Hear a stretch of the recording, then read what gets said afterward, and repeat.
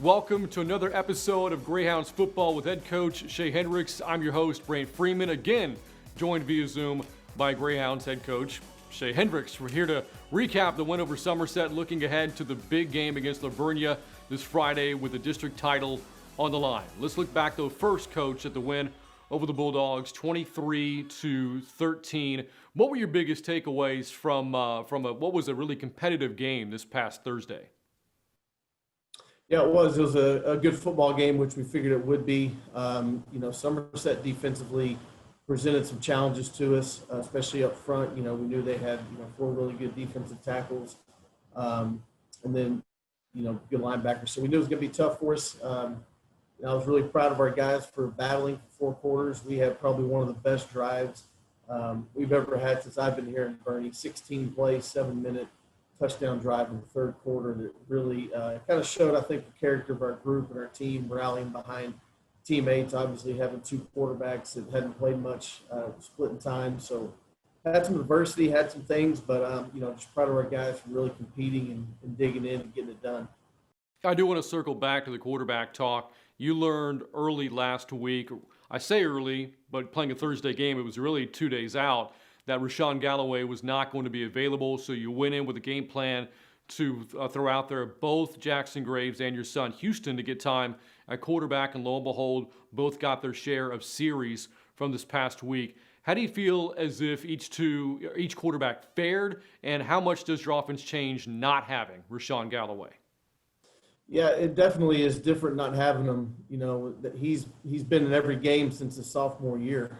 So having him miss, was tough. But I think the guys, like I said, responded around him. I think Jackson and Houston did a good job running the offense. We ran the ball well. We threw it well at times. Of course, we missed a few shots too, but we also hit some. So, again, I was pleased. Quarterback's a tough position to play. It's one of the hardest things to do because you're not just worried about, obviously, yourself and what you're doing, but you got to know what everybody else is doing on the field. And so they handled it really well. And we figured it would take both of them, and both of them did a great job. We basically win every other series. Like I said, I was very, very proud of both of them. When you and I were previewing the game last week, we spoke about how Somerset's record was misleading. This Bulldogs team was better than the 1-5 record showed, and we saw that play out this past Thursday. And the Bulldogs struck first, scored on the opening drive to take a 7-0 lead. First time you've trailed in district play this season. You responded, though, right away on the ensuing drive, going down the field. Lengthy drive that was aided by some penalties against Somerset, yes, but you had capitalized and scored. How important was it for you to respond the way that you did? Yeah, I think it was important. It's always important to respond, score for score. We sure want to do that. Early on, there were a lot of penalties. I think we had a 4th and 10 defensively, and they called a pass interference that I still can't figure out how they could even construe that as a pass interference, which obviously led to their score. And then kind of the same thing, like you said, going back, we threw a ball and they somehow called a pass interference on them that kept our drive alive. So that we kind of changed penalties early on. But yeah, we were anxious, obviously, to get our new quarterback out there, our quarterbacks, and get them settled in, and it didn't take long. They went out and managed the offense and did great. So I think it gave everybody some confidence knowing that we could score. I think it kind of shored up the feeling, that, missing Rashawn, it's a big deal, but yet we could still find a way to win. And I think it gave our quarterbacks a lot of confidence too. You referenced that long, lengthy 97-yard drive you had in the third quarter, but another drive I'd like to highlight was the one you had right before the end of the first half. It's a 7-7 game. Both teams scored in the first quarter. Neither had in the second until you piece together that drive ending on the 31-yard pass to Riley Pikacek. Just how significant was that for you going into the halftime locker rooms? Yeah, anytime you get a chance to score going into a half or finish out a half like that, it gives you such a great boost of energy in the locker room. And again, knowing we had the ball coming out to start the third quarter, that we really felt good with the score, and then to get a chance to score and go really take a commanding lead. So, that was set up by a great special teams play by Kobe Brown. He punched the ball out. We got the fumble, and then that was actually a fourth down call, we were kind of in no man's land. Didn't really want to punt it, couldn't kick a field goal, so we were almost forced to go for it. And Houston stepped up in the pocket and made a good throw. And then, of course, Kochik ran it down and made a diving catch in the end zone. So, yeah, that was – I thought that was probably the momentum play of the game for us. So after Somerset scored on the opening drive, your defense buckled down, did not allow another score until the fourth quarter, so only 6 points for the Bulldogs after that opening drive for them. And the second week in a row, your defense records a safety. How do you feel as if the defense fared this past Thursday? Yeah, defense is playing really well. We're playing at a high level. We're stopping the run. I think we gave up 35 yards rushing against Somerset, and I think we held Uvalde to something like negative something yards rushing. So, we're stopping the run, which makes people one-dimensional, which is a great thing about playing defense. If you can make people one-dimensional, it really helps you. So that I think was a huge factor through the game. That turned our pass rush loose. We got 4 guys up front that we think can get after the passer. And then on that safety you're talking about, we actually brought a linebacker, ran a little twist stunt, and Tanner Lundy made a great play coming off the edge and got us a sack safety. So our defense is playing well, and we relied on that. We relied on running the ball, being physical up front, and playing great defense. And that's, in our opinion, that's how you win championships. And so we want to continue to try to do that here in Bernie, and just continue to get better at both of those things, because that's how you win. I think that's how you hopefully play December football. Well, the Greyhounds are in a position to win a district championship as they're now 3-0 in district play heading into the finale against Lavernia. We'll preview that game coming up, but first, Coach Hendrix takes us through the big plays for the Greyhounds in the win over the Bulldogs. Okay, so here we're going to start off of our plays of the game. We got 4 this week again. We're going to throw a special teams play in. Could have thrown 2 special teams plays in. I probably should have, but we'll start here with this punt. We talked about it, I think, before the break. I think this was the play of the game that really got us the momentum here at the end of the half. So, again, this is the end of the half, and we're having a punt. So they have a chance to get the ball in probably pretty good field position and score before half. It's a 7-7 game right here. Good protection, got a good punt, takes a bounce, and I thought at this point the returner would let it go, but he didn't. But right there, Colby Brown punches the ball out with his left hand, and then Riley Kochik jumps on the ball, heads up play. So couldn't tell for a minute. Sam Kendall kind of hit him first and made him cut, then Kobe punched it out. Kochik, again, doing a great job being heads up. Comes in with the fumble recovery there. We can show one more angle here from the end zone. You can see how he punches the ball out right there. That gets that right arm in and punches it out. So that leads to the ensuing offensive drive here, and it's 4th down. We talked about being in no man's land. We can't really kick a field goal from this point. Don't want to punt it, so we decided to go for it on 4th and 8. Show you the wide angle, then we'll tighten it up. Houston steps up, makes a good throw on a wheel route, and then again, great catch. I love this. Right there, you can see him totally laid out, making the catch over his shoulder. That's Riley Kochik. Again, sophomore to sophomore there. Pretty good job up front. Our 2 outside guys didn't do a great job on cuts, but anyway, pretty good job by Houston there, and he takes a big shot right here. I was proud of him for stepping up in the pocket. But you can see there, he gets high-low and gets crunched pretty bad. Kind of hurt his knee a little bit, but it's all worth it when you make the throw and catch. This caps off right here. We talked about this 16-play drive. So this is the 16th play of the drive. This ate up 7 minutes of the third quarter. And this is Jackson Graves, Scott Hetty right here. Hits him out of the backfield. And then Scott does the rest, makes a move, and pretty much walks into the end zone. This was such a huge momentum drive for our guys to come out and take control up front. You see great protection. Nobody even close to Jackson when he lets the ball go there. And then did a great job by Scott finding the end zone. And then here's our defensive highlight. This is I believe, the next drive possibly, or drive after here.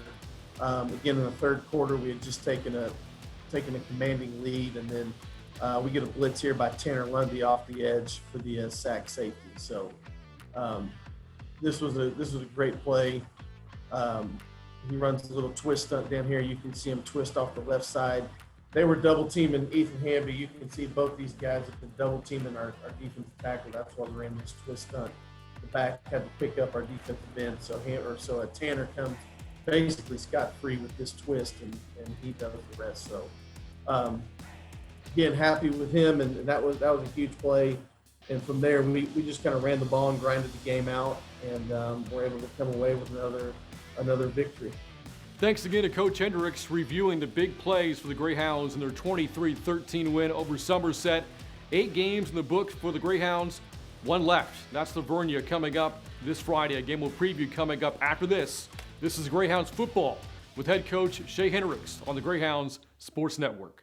If you want to train like the athlete, and I mean truly train like a professional athlete, you come to D1. Athletes are the staple of what we want to be.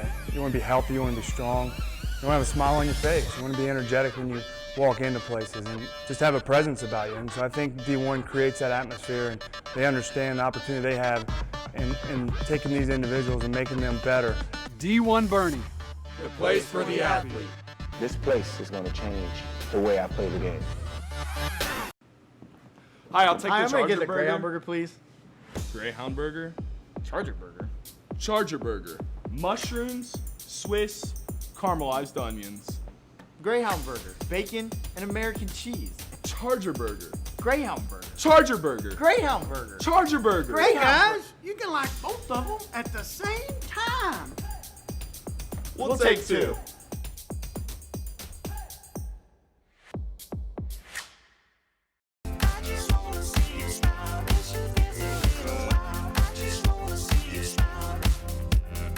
A whole lot of things have changed over the past few months, but some things have stayed just the same.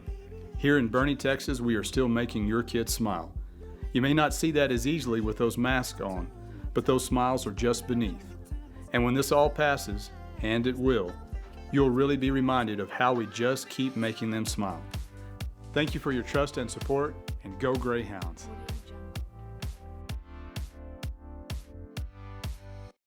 Welcome back to Greyhounds football with head coach Che Hendrix here on GSN. We have recapped the win over Somerset. Now we'll look ahead to the game against Livonia on the road against the Bears. Livonia 6-2 this season, coming off of a bye week. They are 2-0 in district play. Much improved team from last season, coach. What jumps off the page at first glance for Livonia? Well, they got some returning guys back, from last year, and then Dulac, number 2, started as a sophomore. He's a really good football player. Of course, they've got the quarterback back, and he's really good. I think they're better up front, especially at the tackle position, than they were last year. And then defensively as well, they're tough. They've done the same thing for the past couple of years. They play really sound defense. They don't make mistakes. They make you earn everything. Linebacker number 32 is a sophomore. He played as a true freshman last year, which is pretty amazing. He played linebacker as a freshman, so he's a good player as well. So they definitely present some challenges. It should be a really good game. Now, you mentioned Gage Lowry, the quarterback for the Bears, over 2,500 yards passing this season, putting up big numbers again. And the receiver, Daryl Dulac, over 700 yards receiving, 13 touchdowns. Certainly has been Lowry's go-to target. What will it take for your defense to slow down what the Bears want to do offensively? Yeah, we're gonna have to do everything we can to keep the ball in number 2's hands. And they're creative. They move them around. They throw screens to them. They throw it deep to them. So they send them in motion, throw it across the middle. So we've got to have people trailing him all game long and try to make it tough at least, and try to make them beat us somewhere else. Hopefully, we can hold up against the run. The problem with doubling them is you usually have to take a guy out of the box, and they've been able to run the ball enough to put some people in bad positions. So it'll be one of those cat and mouse games where we try to sneak a guy in the box to stop the run, and then when we think they're going to throw it, we got to sneak a guy out and double him. So, we'll see how it goes. Now, the last 2 weeks, you've faced district newcomers in Uvalde and Somerset, a couple of teams that have dropped from 5A to 4A into your district. Livonia, though, you have some history against. Looking at the Bears game from just a year ago, wild one, 34-27 win for you, scoring 20 points in the fourth quarter. What do you recall about that game? Yeah, just it was wild, like you said. You know, that's really 2 years in a row. The things that I'll remember playing Lavernia and that I would anticipate happening again is very competitive. Two pretty good teams, two teams that are pretty disciplined. They do what their coach to do and just try to execute on both sides of the ball. So it's kind of whoever makes the fewest mistakes, whoever takes care of the ball and can make plays late, maybe who even has the ball last. That's the way it's been the last couple of years. So should be a lot of fun. You know, they've been a great opponent. Again, two great ball games. And so I'm really looking forward to Friday night.